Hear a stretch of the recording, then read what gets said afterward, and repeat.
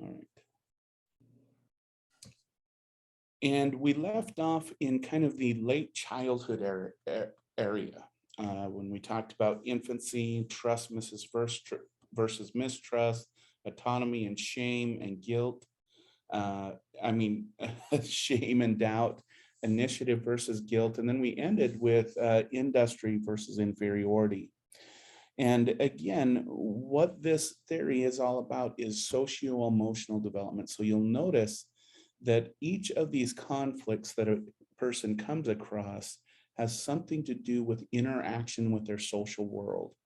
And that interaction is getting broader and broader and broader as we move along in our developmental world. And then we'll see near the end that it'll start to shrink near the end of life. And so it's kind of a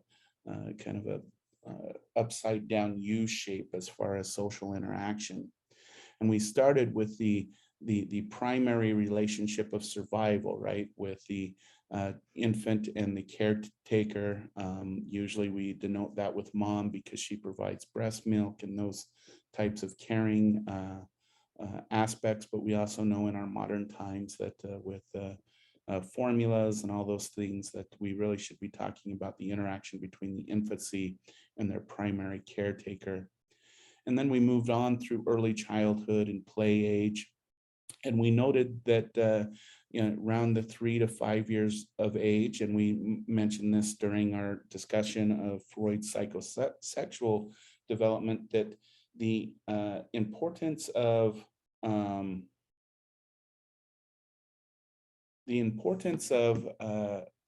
having children exposed to different people, fathers, mothers.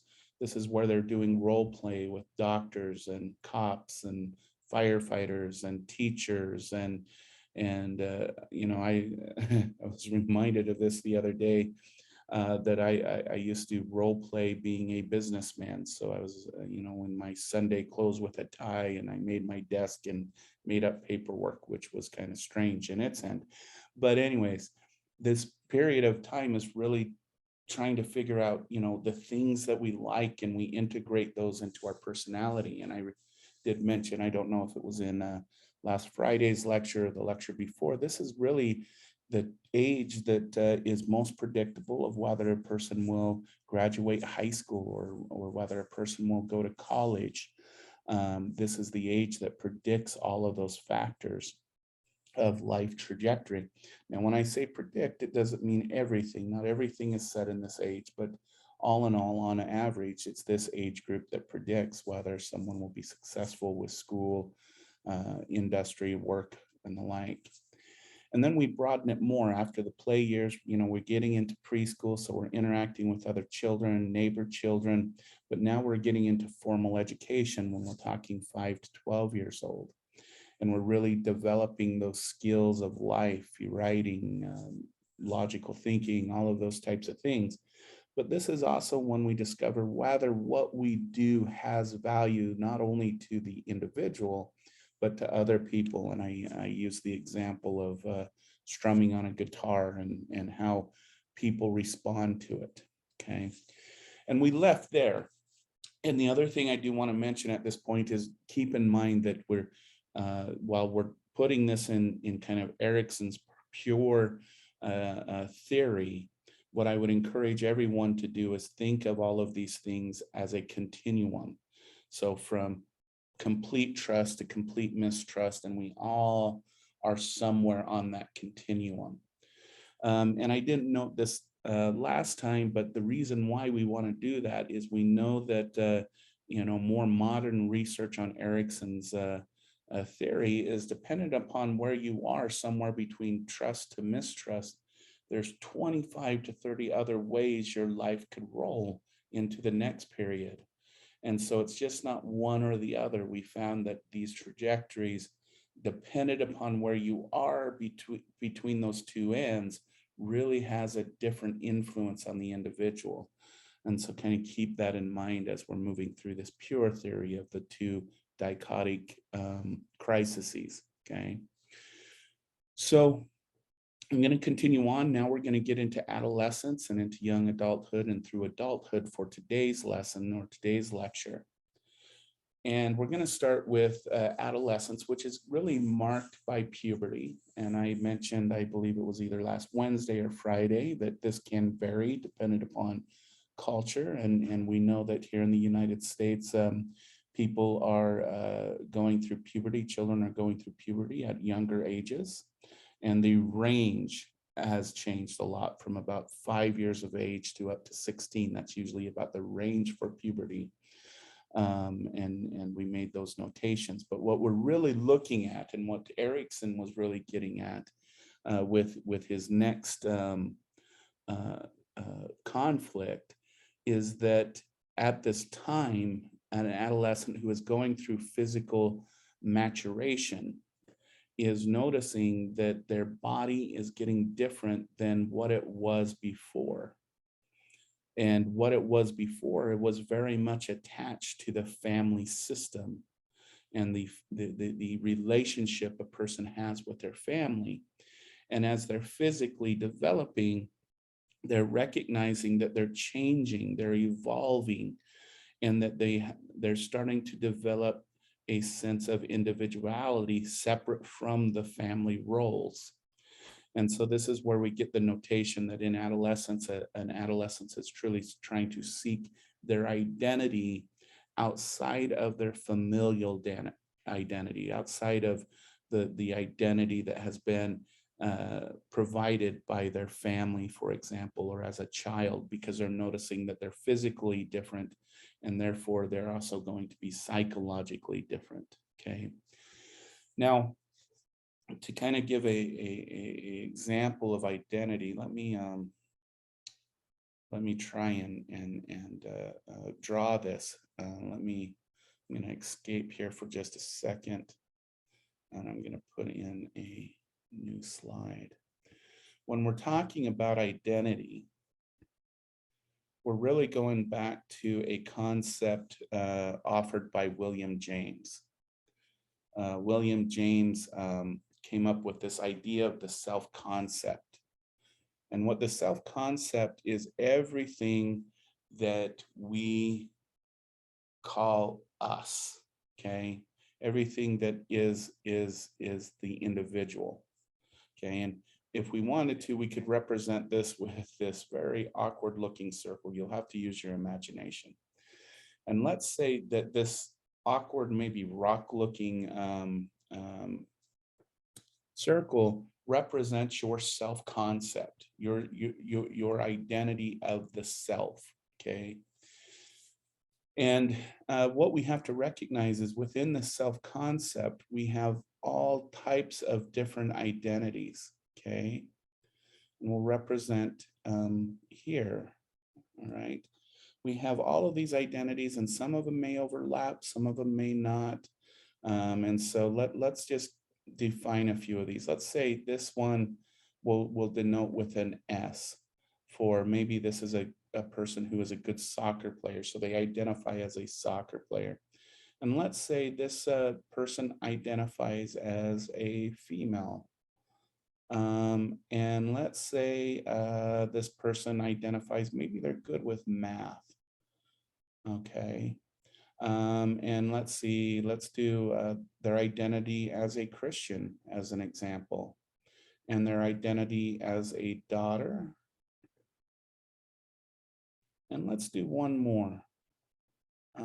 Let's do one, let's go with SI, and let's say identity as a sibling or a sister to other children. So these are all part of identities that an individual has. Now, a lot of people assume that identity is having one good, strong self-identity that we rely on. And I'm going to add another one here just to kind of have a discussion point. Let's have another identity as a girlfriend denoted by G. Okay. And so the question is what is a healthy identity? Well, from our research that we've done, we know that a person who has a good self-concept, a good identity, has multiple identities. Okay. And let me kind of explain this as this goes. So a healthy identity is someone who has a strong self-concept and identifies in multiple ways with their world. And the reason why this is healthy is, let's give an example here in our circle. Let's say this individual, let's call her Anna. Okay. Well, I'd say spell it out, kind of. That's really poor spelling, Curtis. But all right, let's call it Anna. And let's say Anna breaks up with her boyfriend. Well, this is going to damage one of her identities as being a good girlfriend. But if that was her only identity, then her whole self-concept would be destroyed. Her whole sense of self would be destroyed. Okay. And so, but in this case, a healthy identity, she can go, okay, I failed as a girlfriend, let's say, and that's a weakness right now. But I am still a good sister. I'm still a good daughter.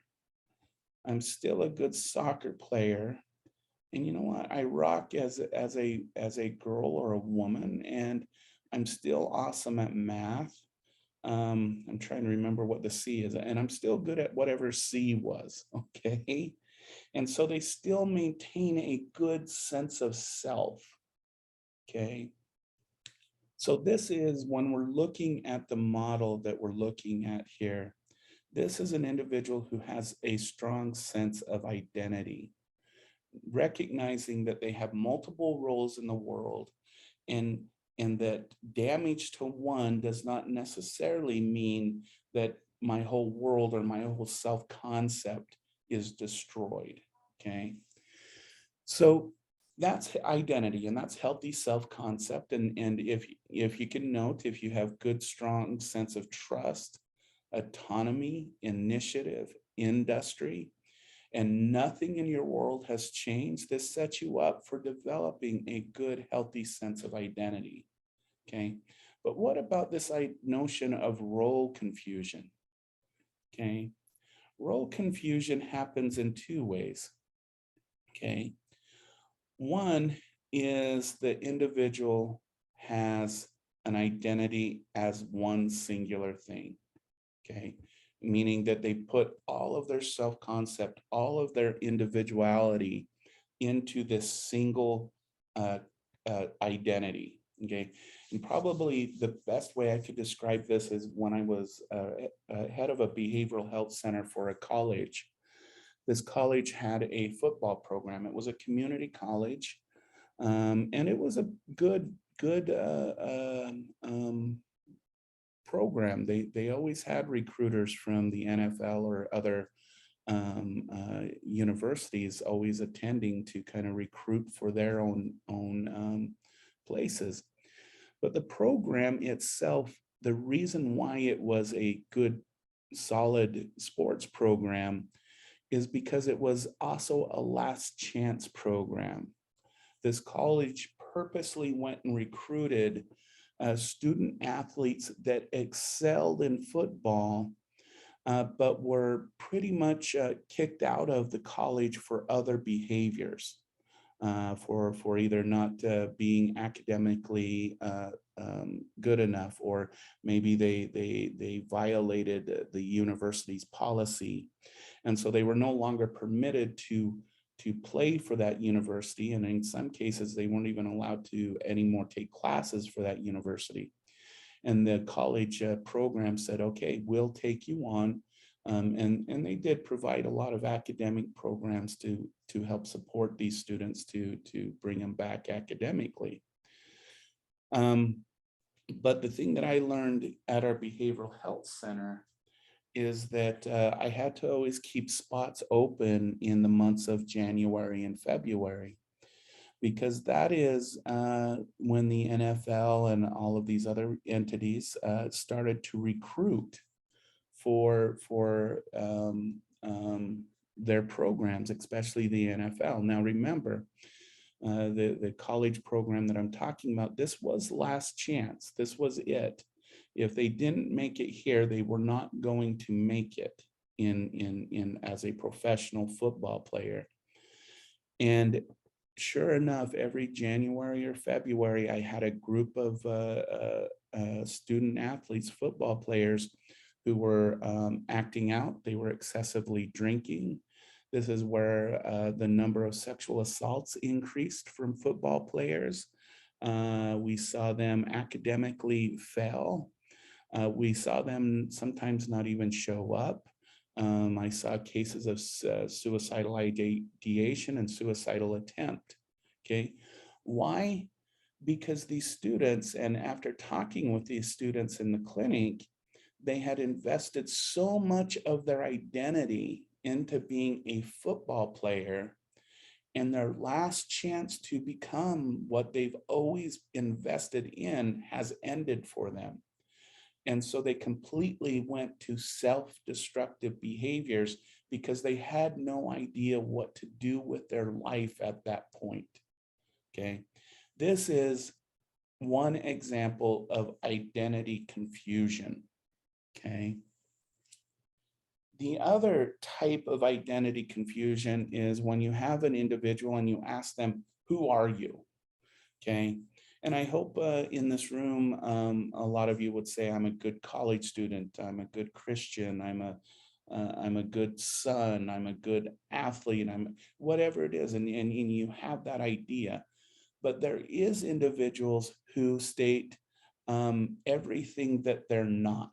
Okay, so you ask this individual, so who are you? And they'll say, well, you know, I'm not a conservative. I'm not an athlete. I'm not a stoner. I'm not academic. I'm not. And you ask them, but what are you? And they repeat everything that they're not. But what they can't identify is who they are, what they are. They can only not identify with the things that they don't like or they're not a part of. Okay. This is a lack of identity. So in one case, we have investment into complete identity of one individual thing. In the other one, we have a complete lack of identity because the only thing that the person can identify with is everything that they're not. But they can identify with anything that they are. Okay. Now, again, this leads, you know, I mentioned when this identity fails in this first situation, in this first confusion phase, that it can start to lead to self-destructive behaviors. Okay.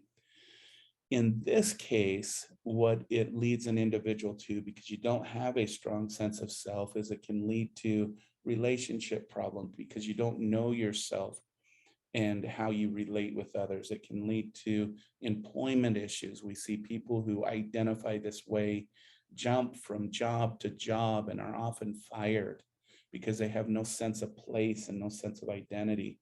We see this with a lot of other things. So it creates what's a chaotic world for these individuals.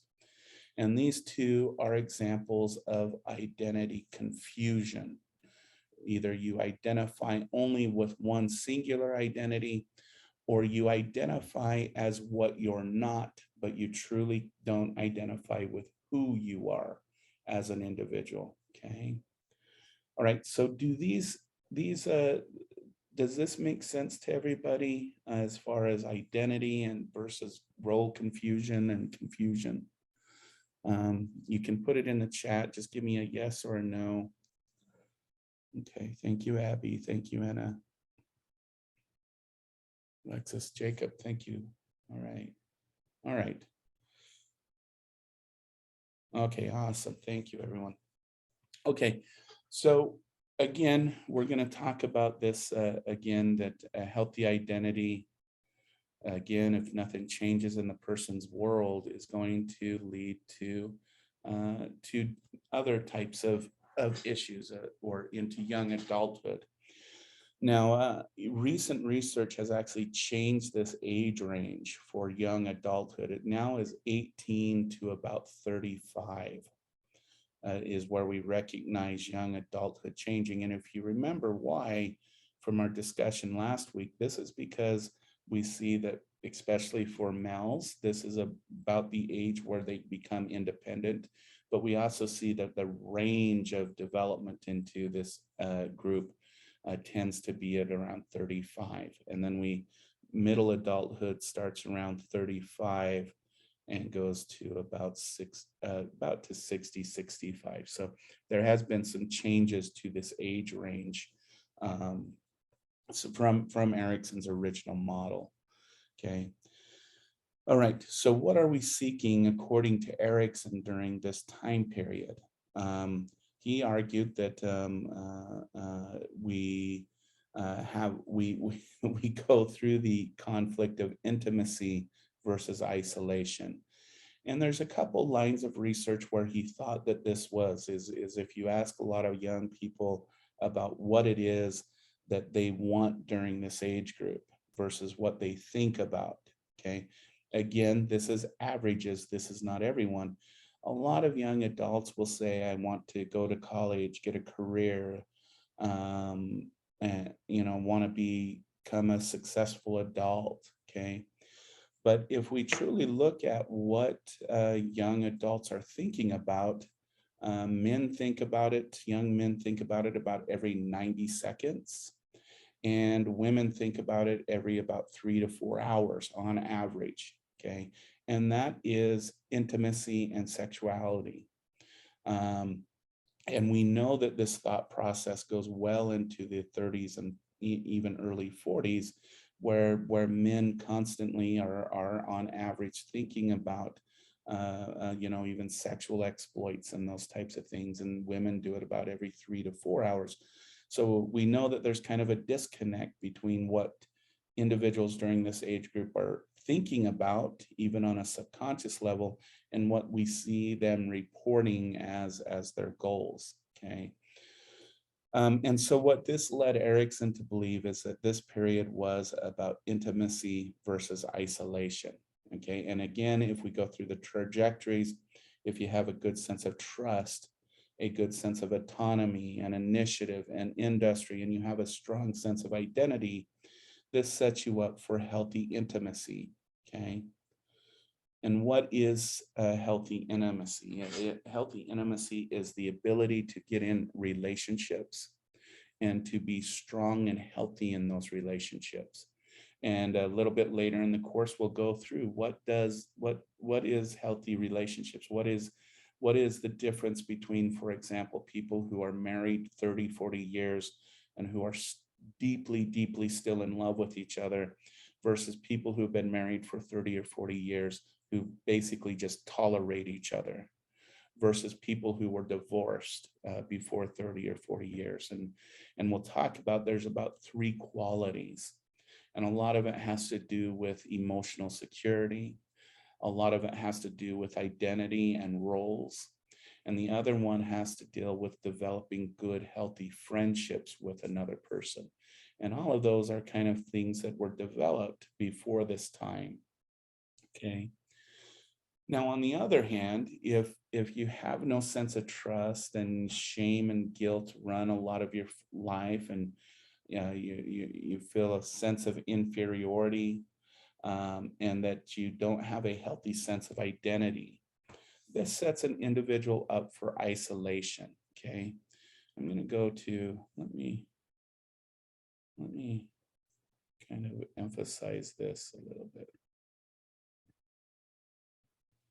What is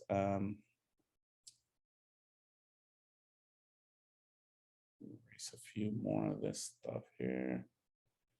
Okay. Again, there is 2 types. I'll leave that.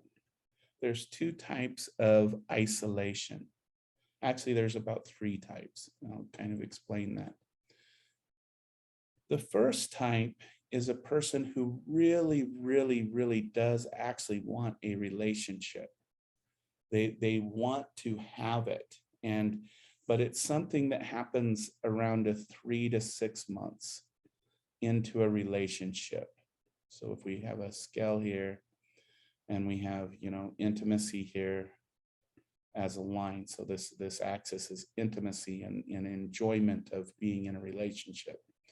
There are people who, they go along and they're doing great, and then something happens around the 3 to 6 months where they start to plateau. And then around the 3 to 6 months, they usually dump that person.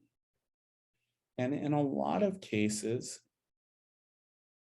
they've already started to initiate relationships with other people, okay, or another person, okay? So I want you to think about this, and you could put this in a chat. Thank you, Azera, for letting me know. I'm not sure why it's logging you in and out. Okay, but thank you for letting me know. What I'd like you to put in the chat is, why do you think some period between the 3 to 6 months into a relationship, a person all of a sudden tries to get out of that relationship, and in some cases is already starting to try and develop other relationships with someone else? Think about your past. What happens around the 3 to 6 month period of relationship development?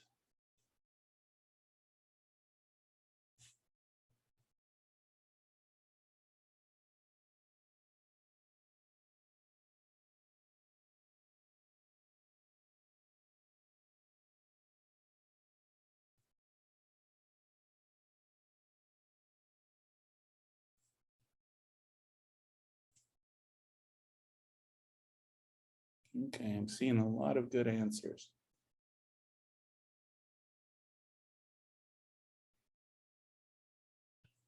All right, I think many of you are getting it. So let's talk about, based on everyone's answers here, because you're getting it. There's basically kind of two things that are happening. Yeah. Okay. Very good. Yeah, so just as many of you are noting, what happens around the 3 to 6 months is um, you start noticing, you go over to the person's house and the dishes aren't done. Sometimes the house isn't picked up. You notice that they're sometimes don't dress as nice. So it starts to get real, right? As some of you put in the chat, you start showing your true colors, because humans are really, really horrible at two things. One, inhibiting their true nature, and two, changing habits. Those are two very hard things for people.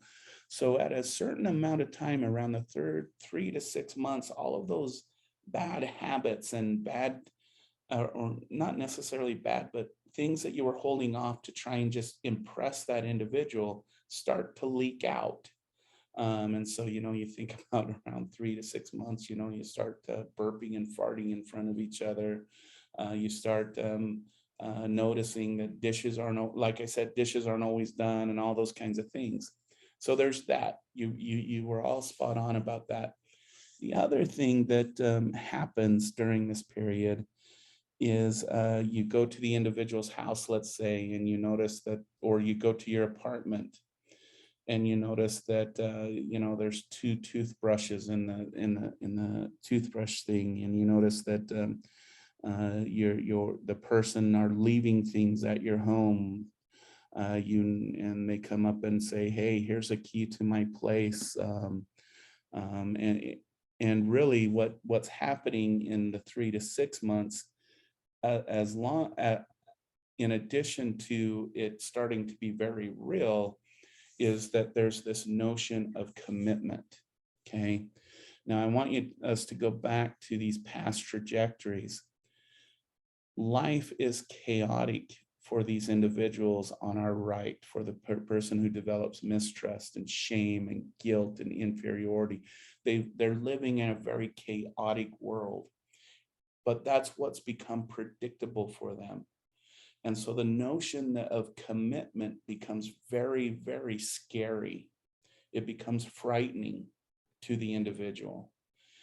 And That's and it's at that commitment level that the individual starts to become fearful because their world is stabilizing. And I know this sounds counterintuitive, but what has become predictable to them is that chaotic environment that they were raised in. And so the notion of commitment is very frightening for some people. And this is the first trajectory of individuals, is that once they get to that point, that notion of commitment, things are becoming real, becomes very frightening for the individual. So they get out of that relationship, but they really, really want to have a relationship. So either they've already started or will quickly after that start another relationship with someone else. Okay. This is scenario number one. Okay. Scenario number two is an individual who has gone through even such a chaotic life. And if you think about it, it sounds very familiar to role confusion, is that their life has been so chaotic and people have always been the source of hurt and pain that they put their intimate and relationship energies into non-human endeavors. Okay. So this is the person who becomes a workaholic. This is the person who invests all their time into like their car or into a sport or into things, and they avoid social intimate relationships. So in scenario two, when we're dealing with isolation, this is the second form of isolation, is that they isolate themselves from the potential of social intimate relationships and invest all of their time into, like having a really nice car as an example, or the workaholic or something like that. So this is the two types of isolation that Erickson was getting at in these earlier years. Okay. So that is, whoops, let me go back.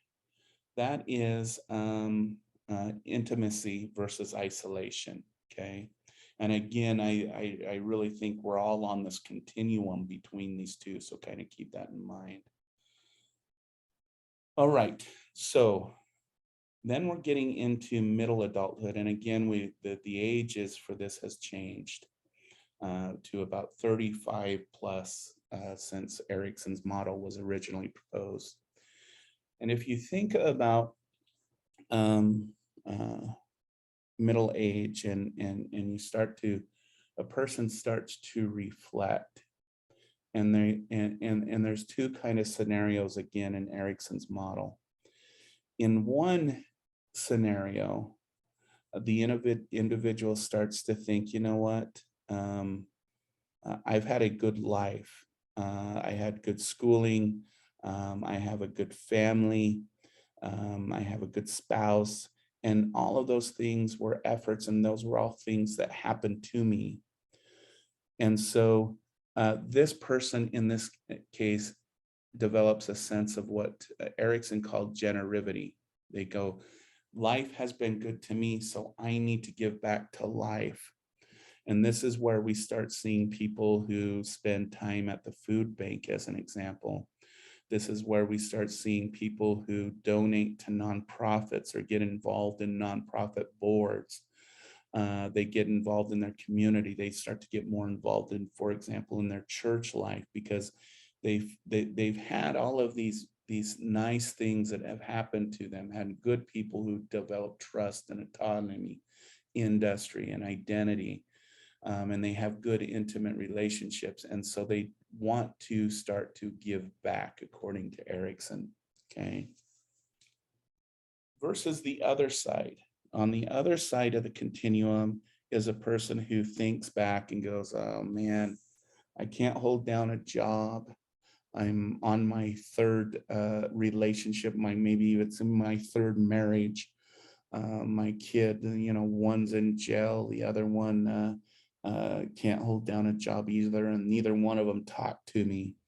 I am still just renting a place, and I barely survive from time to time. Okay. For Erickson, he believed this is where a person starts to stagnate. They get stuck, and they get stuck in this cycle of, you know, life has been horrible to me, and therefore I don't have the motivation to give back to life, and so I go through what's called stagnation. A lot of people think of this as again, if you think about midlife crises, this is where that notion comes from. Because what a person who is in stagnation does is they try to go back in their life and try to find those opportunities that they missed, try to find those things. So this is where, the older man starts to date younger women, maybe buys a brand new little sports car. This is where the female goes back into her life and maybe has a breast augmentation, or tries to look more youthful. And what they're doing is they're trying to find what they missed in their past, because they feel like that there must have been something that went wrong, and they try to regain that sense. And of course, what usually happens in these situations is that they totally kind of quote unquote blow up in their face. It doesn't work out for them, and so they give up, and they just then live the rest of their life in a stagnant place, as you would say. Okay, so that's generivity versus stagnation. Okay, and then we get into late adulthood. Okay, and in late adulthood, we start to reflect upon our life. And we start to realize that on a physical level, immortality has to do with whether or not you're going to be remembered after you pass away. If you think about people who are immortal, right? People who are immortal to us are people, for example, we can think of Jesus Christ. Why is Jesus Christ immortal? Because we remember him, and we remember him always. That's what keeps him immortal. If we think of some of the other famous people in US history, we can think of people like George Washington, Martin Luther King, all of those individuals who had such an impact in society that their immortality lives within the minds of the individuals who remember them, sometimes thousands, hundreds, decades later. Okay, that is at a later age, according to Erickson. This is where we learn what true immortality on the human level is. Okay, and so again, we go to these different levels. If we've lived on mostly on this side of the continuum, we finish our life with what he called ego integrity. He goes, I'm loved by my family. I had a healthy marriage for the last 50, 60 years. I made those changes in the workplace that totally revolutionized the way my industry works. I did all those. And so the individual realizes that that individual is going to be remembered by his or her children, grandchildren, great-grandchildren, great-great-grandchildren. And that outside of that, the things that that person did in their work and in their community will live on beyond that individual. And so this person ends his or her life with a sense of ego integrity. And we see that this is the type of person who lives out their life healthy. They usually die of natural instead of unnatural causes. This is the individual who stays active in their life and continues to give to their life. Okay.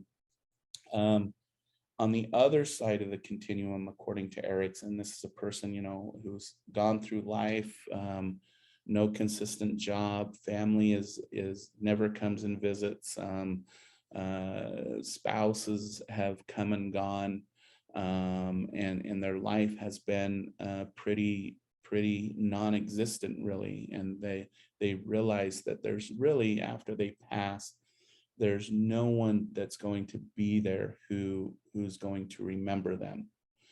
And so in a sense, this is a person who shows up to the elder care home and sits out their life, the person who puts that chair on the front yard and says, okay, here I am, and I'm just living it out. There's nothing left. And they live the remainder of life in despair instead of realizing that they've made any type of impact in their world.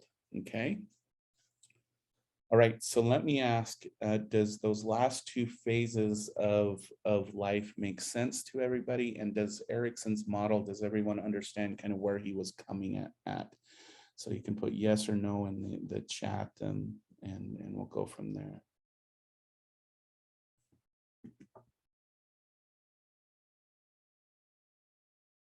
All right.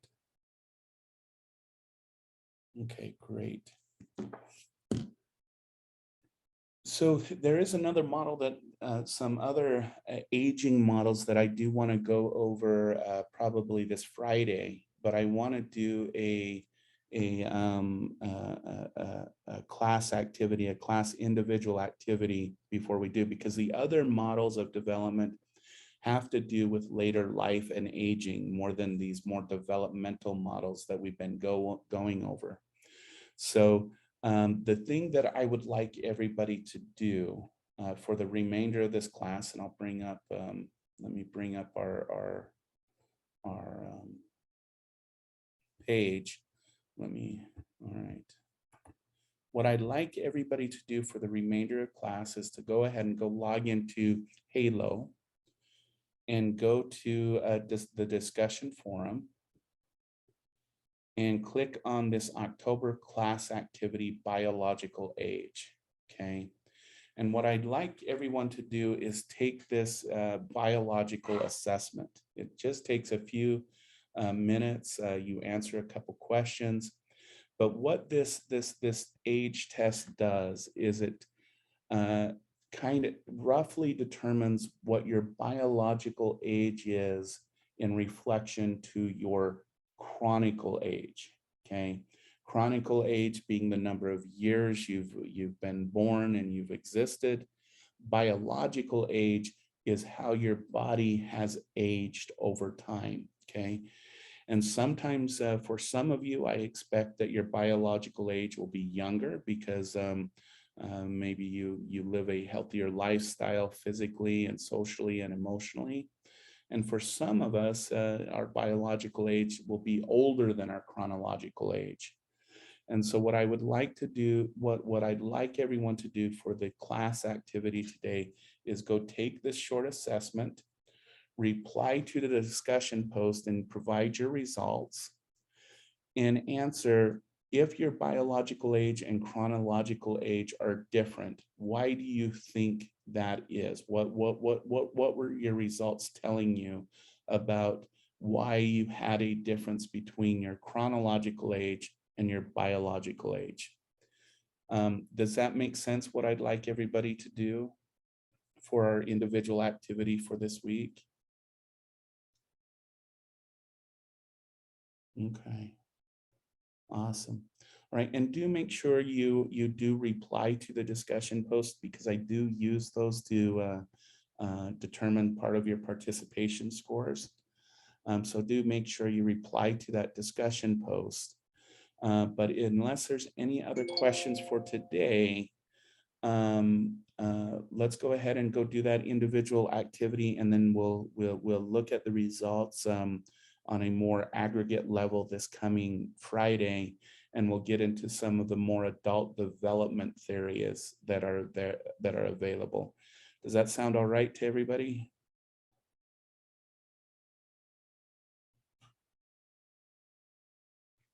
All right, all right, all right. Thank you, everybody. So let's go ahead and do that individual activity, and then we will rejoin each other this coming Friday. Okay, so everybody have a successful rest of your week, and get that activity done, and we will see you all on Friday. You as well, Abby.